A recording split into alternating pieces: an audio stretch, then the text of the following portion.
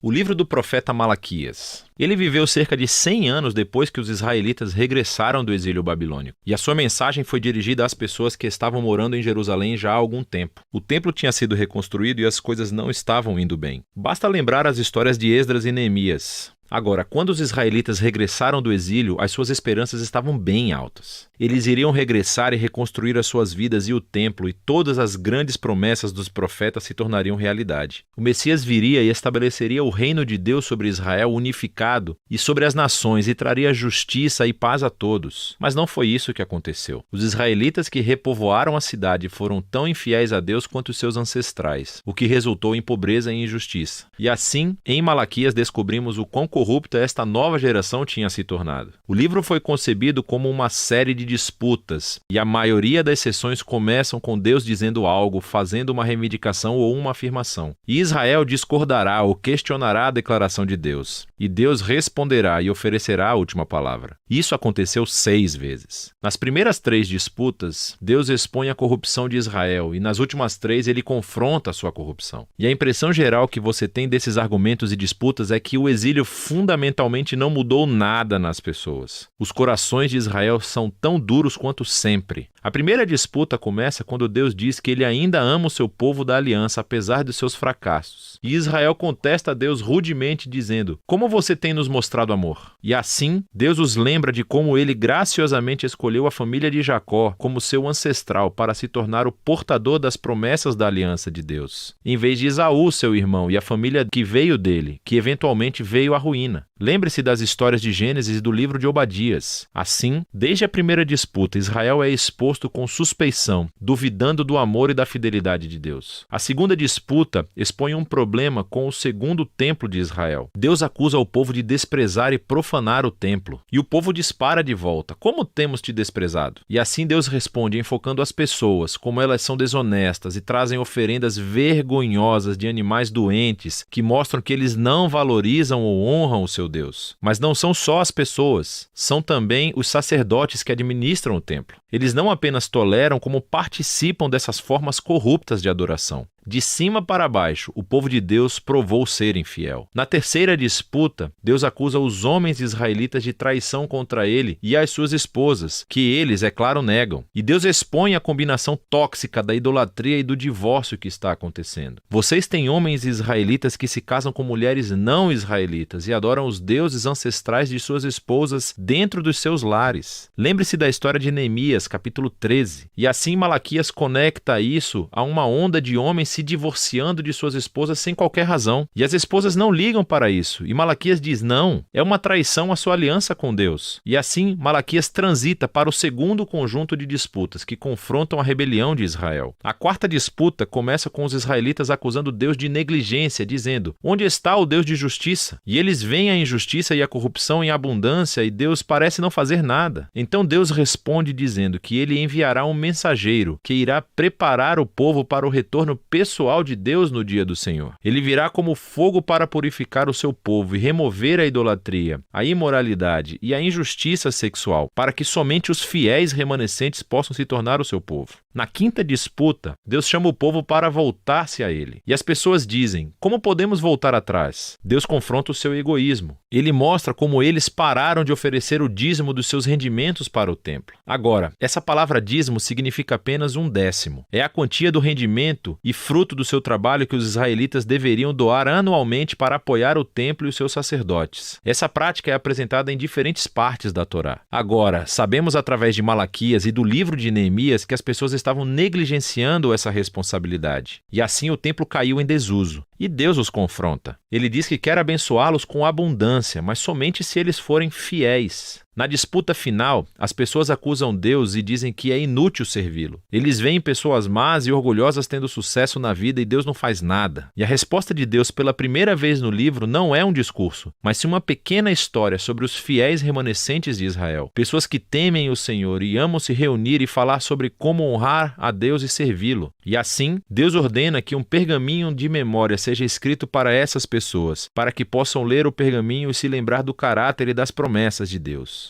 Malaquias aqui reflete sobre o dom divino das Escrituras, como elas nos apontam para o passado para lembrar o que Deus fez para inspirar fidelidade e esperança para o futuro, o que leva à conclusão do livro. Ele capta e desenvolve as imagens da quarta disputa sobre o dia do Senhor que está próximo, mas ela se desenvolve ainda mais. Ele diz que Deus designou um dia de purificação do julgamento que consumirá os iníquos dentre o seu povo. Mas o que a conclusão acrescenta é o futuro dos fiéis remanescentes, porque para eles o dia do Senhor não é uma ameaça, é motivo de alegria. Será como os raios do sol nascente que trazem cura e vida e esperança para o futuro. E assim, as disputas de Malaquias chegam ao fim. Mas há algo a mais nesse livro. Os 3 últimos versos não fazem parte das disputas e, na verdade, são um apêndice final, trazendo o fechamento não apenas para Malaquias, mas para toda a coleção da Torá e dos profetas. Então, primeiro, o leitor é chamado a lembrar da lei, ou da Torá, do meu servo Moisés. Isso lembra a história e as leis da aliança que você encontra nos 5 primeiros livros da Bíblia. Mas então ouvimos esse resumo dos livros dos profetas. Vou enviar o profeta Elias antes do dia do Senhor, que restaurará os corações do povo de Deus. Portanto, essa conclusão resume a Torá e os profetas como uma história unificada que aponta para o futuro. Israel foi redimido por Deus e eles o traíram através da sua rebelião e corações duros, quebrando as leis da Torá. Mas as Escrituras antecipam um dia futuro, quando Deus enviará um profeta, um Moisés, um novo Elias, que restaurará o povo de Deus e curará os seus duros corações. Lembre-se de todas as promessas de Deuteronômio, Jeremias e Ezequiel. E assim, esse apêndice final apresenta as Escrituras como um presente divino para ler, ponderar e orar. Eles dizem a verdade sobre a condição humana, sobre o nosso egoísmo e o nosso pecado, mas também anunciam a promessa de Deus de que um dia ele enviará um mensageiro e depois compareceria pessoalmente para enfrentar o mal, restaurar o seu povo e trazer a sua aliança. E é dessa esperança futura de que tratam Malaquias, a Torá e todos os profetas.